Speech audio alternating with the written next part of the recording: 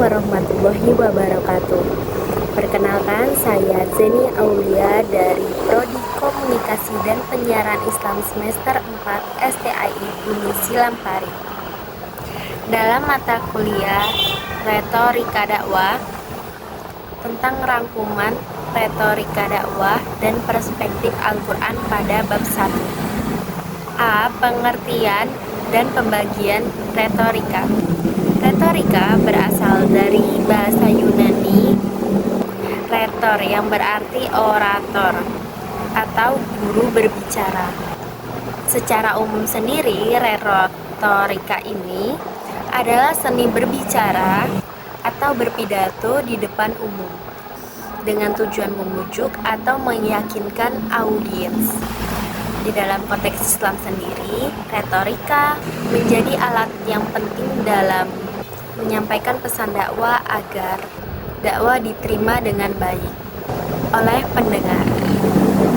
Retorika sendiri memiliki beberapa dimensi, yaitu pertama ada dimensi filosofis kemanusiaan.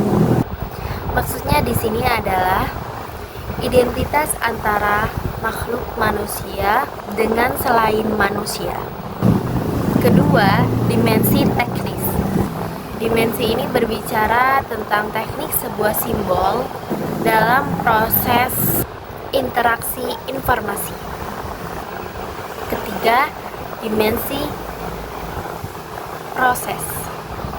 Ini merupakan penampakan diri atau aktualisasi diri.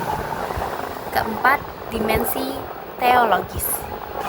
Menyampaikan ajaran agama yang wajib seperti khotbah, berdakwah, dan lain sebagainya. Pembahasan kedua yaitu pembagian retorika menjadi 3. Yang pertama itu monologika, yang kedua adalah dialogika, yang ketiga adalah pembicaraan teknik berbicara. Pembahasan kedua yang B tentang unsur-unsur retorika. Retorika sendiri memiliki unsur utama yang dapat dibagi menjadi beberapa bagian. Di antaranya adalah yang pertama tentang subjek. Subjek adalah orang yang menyampaikan pesan seperti pidato atau ceramah. Kedua, objek. Objek adalah pihak yang menerima atau audiens. Ketiga adalah materi. Materi adalah pernyataan apa yang disampaikan oleh pembicara itu sendiri. Dan yang terakhir, yang keempat adalah metode. Metode adalah pelaksanaan.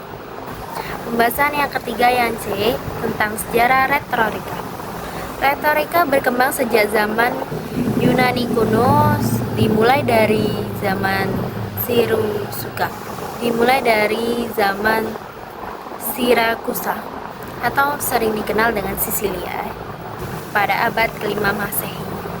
Beberapa tokoh penting ini dalam sejarah retorika antara lain yang pertama ada Aristoteles. Aristoteles sendiri membagi retorika menjadi 3 bagian. Yang pertama adalah etos. Etos adalah kredibilitas pembicara. Yang kedua adalah patos atau emosi audiens. Yang ketiga, yang terakhir adalah logos atau logika argumentasi. Tokoh kedua yang penting dalam sejarah retorika dakwah adalah Plato yang mengkritik retorika sebagai seni manipulatif. Tokoh yang ketiga yang sangat penting dalam sejarah retorika dakwah adalah Cicero dan Quintilian yang mengembangkan retorika klasik dalam sistem pendidikan Romawi.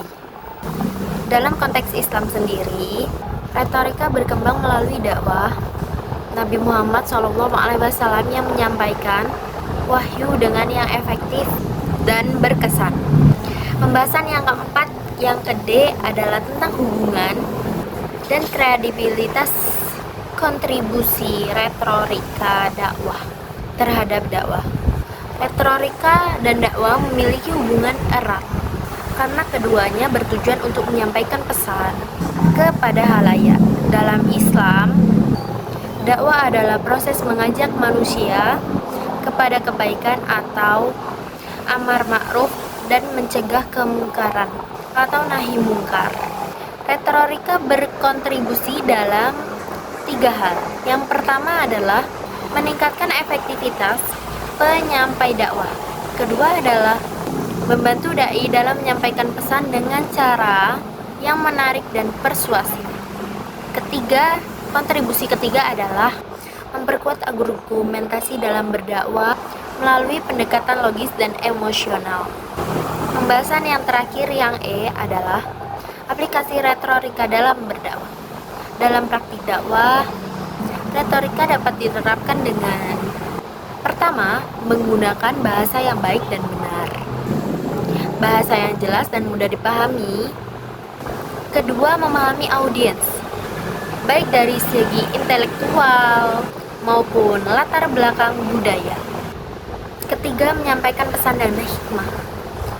Keempat, menggunakan perumpamaan atau ilustrasi dan analogi agar pesan dapat diterima dengan baik dan mudah dipahami. Terakhir, yang kelima adalah membangun hubungan yang baik dengan audiens dengan cara pendekatan persuasif yang santun.